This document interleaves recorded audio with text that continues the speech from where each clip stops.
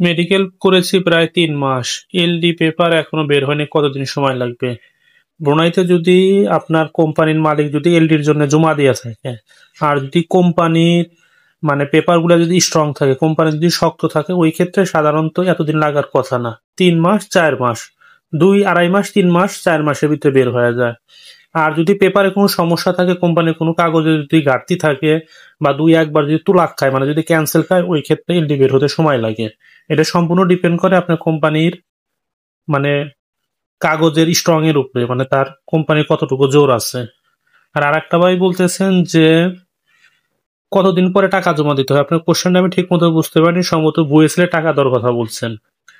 ওটা আপনাকে বুয়েসেল থেকেই বলবে, যখন আপনি ভিসা টিসা সবকিছু আসবে, এখন মনে হয় ওই টাইমে আপনি টাকাটা জমা দিতে হয়।